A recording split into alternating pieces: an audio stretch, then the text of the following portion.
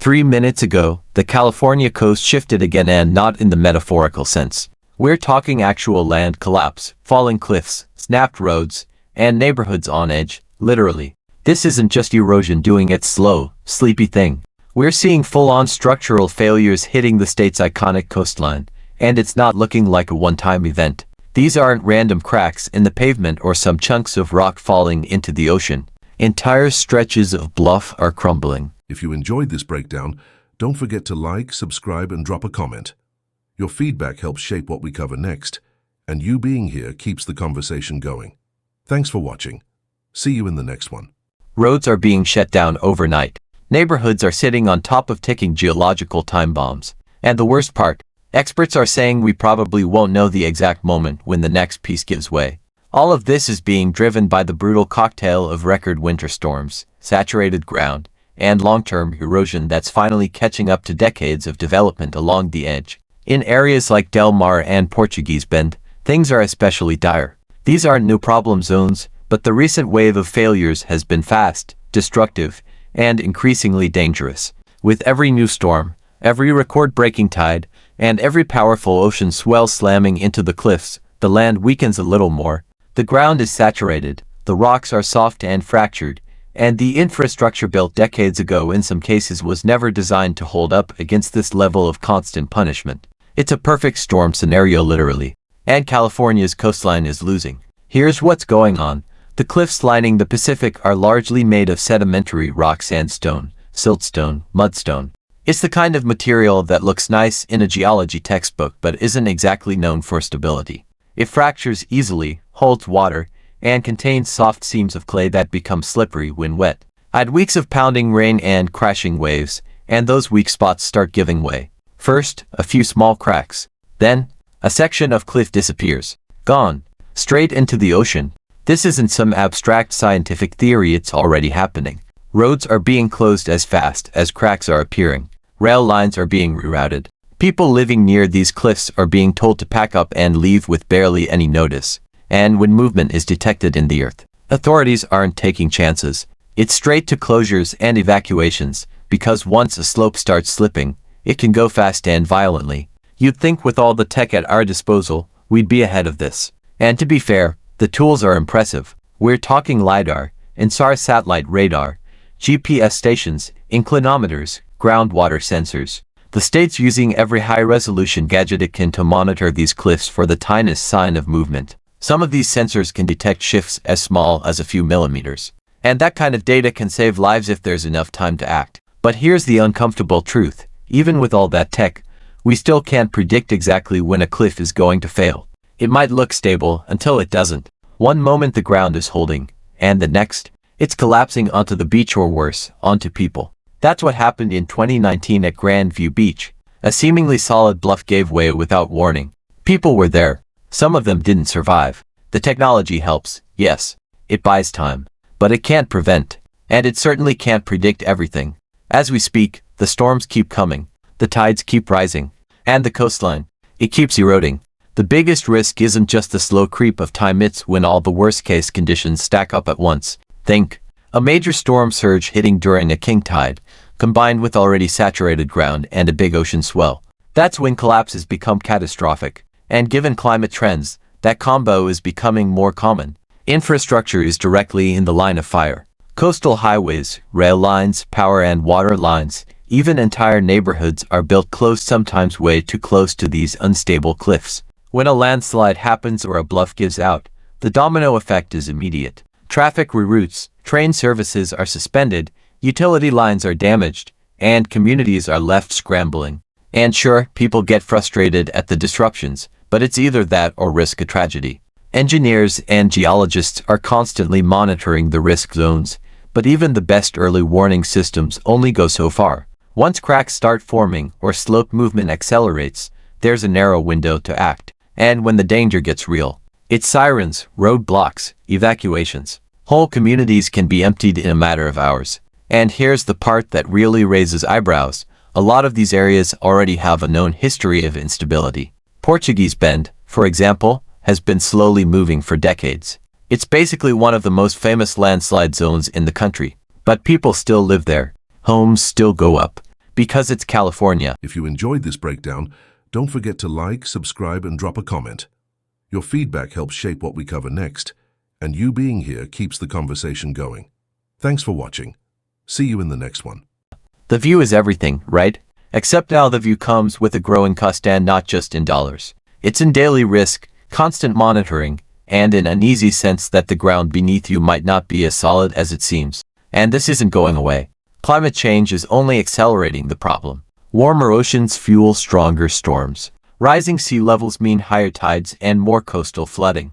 Ocean swells are getting larger, and when all of those forces hit the coastline together, the cliffs don't stand a chance. What used to be a slow process of erosion is now speeding up. What used to take decades might now take years or less. So the question becomes, what now?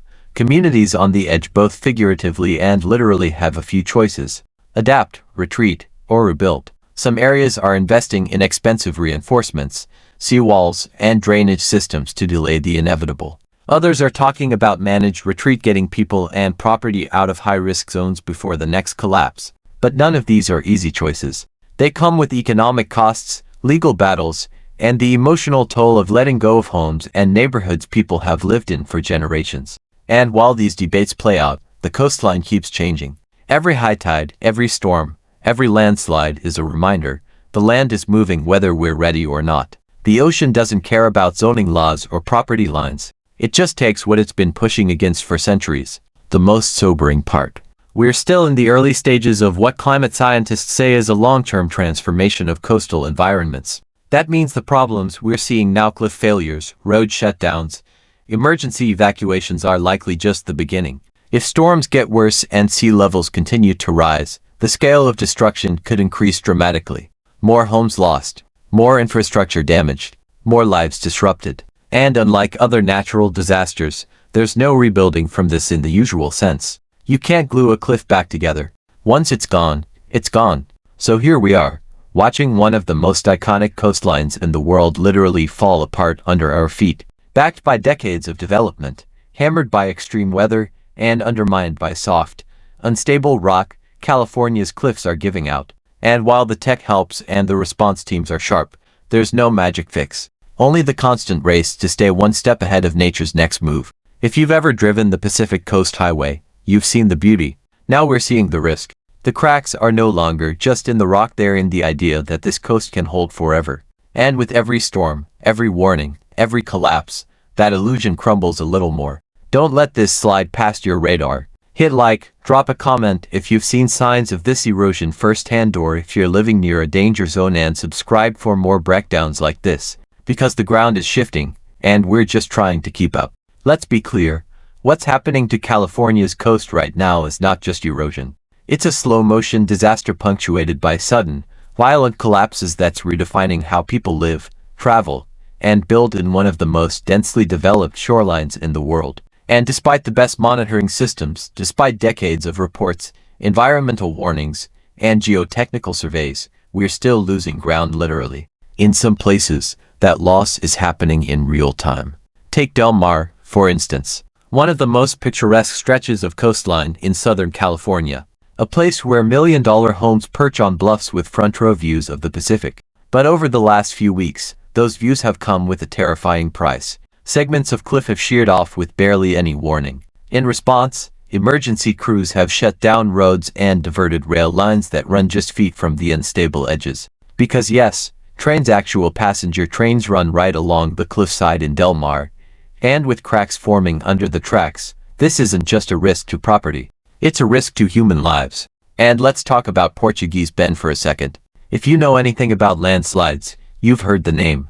It's a stretch of land in Rancho Palos Verdes that's been slowly, relentlessly creeping downhill for decades. The movement is so constant, so embedded in the landscape, that homes built there have cracked apart, tilted, and warped beyond recognition. Roads buckle.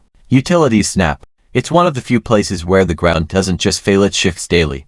And yet, development continues. Some residents stay out of habit. Some stay because they've sunk everything into their homes and can't afford to leave. And some, they stay because they're betting the ground won't give way during their lifetime.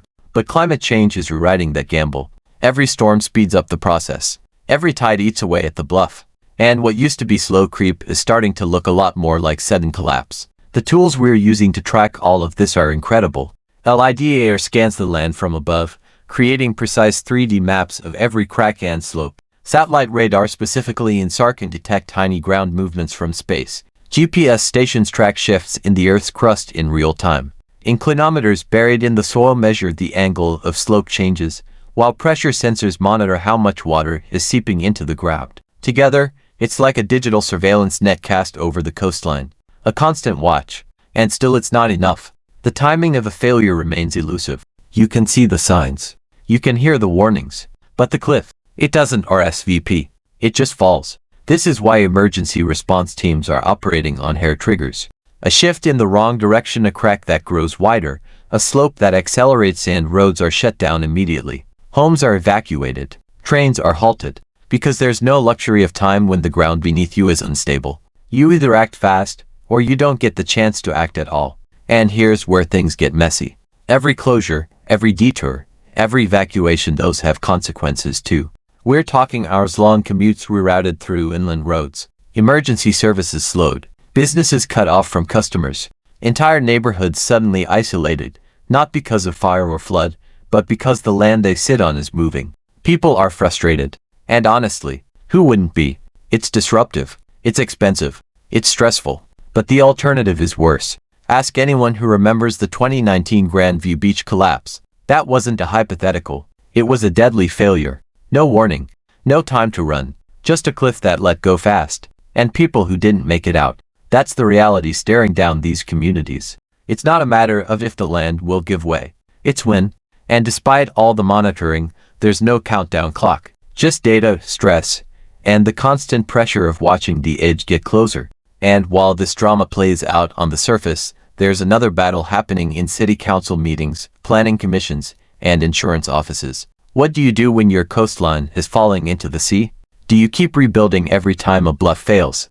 Do you invest millions into shoreline reinforcements that might buy a few years, maybe a decade? Or do you pack up, move inland, and admit defeat? That last option. The one no one wants to say out loud.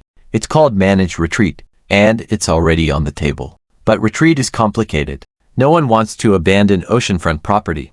No politician wants to be the one to tell people their home is unlivable. And no one wants to give up on the California dream, even if it's sliding off a cliff. So instead, we get patchwork solutions. Retaining walls, drainage upgrades, shoreline armoring. These are all attempts to buy time but not solve the root problem. And when nature's coming at you with record tides and category-level storms, time isn't exactly on your side. What's more, the very act of trying to hold back the ocean can sometimes make things worse. Seawalls, for example, can actually speed up erosion on nearby beaches by disrupting natural wave patterns. So even our defenses can backfire. Meanwhile, climate change is revving the engine. Warmer oceans fuel more intense storm systems. Rising sea levels push the tides higher and higher into the base of cliffs. And the waves, they're stronger. They hit harder. All of it combining into a geological sledgehammer, pounding the coastline day after day. These aren't freak events anymore. This is the new normal. And the scary part is, most of the infrastructure along the California coast was never designed for this. Roads were built assuming a stable bluff. Rail lines were laid down with decades-old climate patterns in mind. Neighborhoods were developed with the idea that the coastline would always be roughly where it is now. But none of that holds true anymore. So now, every time there's a storm warning, cities go into emergency mode. Coastal teams are on alert. Sensors are checked hourly. Residents get notifications about possible evacuations. And for some communities, like the ones teetering on the edge in places like San Clemente or Pacifica, this isn't an annual thing, it's monthly. Sometimes weekly. It's exhausting. It's expensive. And it's getting worse. But here's the part that's truly unsettling. This isn't just a story about California. It's a preview. Other coastlines are watching this happen, knowing full well they're next. From the cliffs of Oregon to the Outer Banks in North Carolina, the same combination of soft rock, aggressive weather, and unchecked development is playing out. California just happens to be the first in line. So where does that leave us? With hard choices and uncomfortable truths. The land is moving. The sea is rising. The storms are coming faster, stronger, and harder. And the places we once thought of as permanent, they're proving to be anything but. If you're watching this from a coastal town, this isn't just some faraway issue. It's your future. The warning signs are already there. The cracks in the concrete. The beach that's a little smaller every year. The road that floods just a little earlier each storm season. It's happening. And pretending it's not doesn't stop the ground from giving way. And look, this isn't some slow burn issue that'll eventually make headlines in a few years. The headlines are already here. 3 minutes ago, another section of the coast collapsed. That's not an exaggeration. That's how quickly this is moving now. A chunk of California's beloved shoreline gone. Another road shut down. Another set of emergency crews rushing in. Another community waiting, watching, wondering if they're next. And yet, the response from some decision makers still feels maddeningly reactive. You'd think after watching cliffs literally fall into the ocean, there'd be a bigger sense of urgency. But too often, it's a cycle of disaster, cleanup, debate, rebuild, repeat. Meanwhile, scientists and engineers are practically yelling into the void, waving their LiDAR maps and satellite data, saying this is not sustainable. You can't build permanent infrastructure on impermanent ground. But here's the dilemma. The California coast isn't just a place. It's a brand, a lifestyle, a symbol. The oceanfront homes, the train rides along the bluffs, the winding highways with sunset views. People are emotionally and financially invested in keeping that image alive even when it's cracking, sliding, and collapsing in real time. So instead of retreating, we're doubling down, fortifying, reinforcing, pouring millions into temporary fixes and cosmetic band-aids, while the foundation beneath continues to erode. It's like putting fresh paint on a wall that's falling off the house. What's unfolding along the coast isn't just a geological failure. It's a systemic one. A failure of planning, of foresight, of acceptance. Because the signs have been there for years. The warnings have been loud. But as long as the view stayed pretty, it was easier to look away. Well, no one's looking away now. The ground is shifting. The ocean is rising. And the coastline that once felt eternal is proving itself to be fragile, fickle, and unforgiving. If this all sounds dramatic, it's because it is. This is California, where earthquakes were always the big fear. But now, it's the coast itself, the cliffs, the bluffs, the very edge of the land that's turning against us. So what happens next? More collapses, more closures, more hard decisions. Because nature isn't waiting for permits. It's already moving. And if we don't start moving too intelligently, collectively, realistically, then this won't be a slow erosion. It'll be a fast fall. Make sure to like, subscribe, and drop a comment below. Especially if you've seen this unfold in your area. Because this isn't just a California problem anymore. It's a wake-up call and it's only getting louder. Thanks so much for watching. If you made it all the way to the end, you're officially part of the small percentage of people who don't just click away, and that means a lot. Before you go, I'd love to hear from you. Drop a comment below and tell me your thoughts, your ideas, or even what you'd like to see next. I read every single one of them. And your feedback genuinely shapes the direction of this channel. If you enjoyed the video, tap that like button. It tells YouTube this content is worth sharing. And if you haven't already, hit subscribe and turn on notifications so you don't miss the next upload. We've got more exciting videos coming, and trust me, you'll want to be here for them. This channel is just getting started, and your support helps it grow faster than you realize. Thank you again for spending a part of your day here with me. Stay curious, stay motivated, and as always, take care of yourself. Until next time, I'll see you in the next video.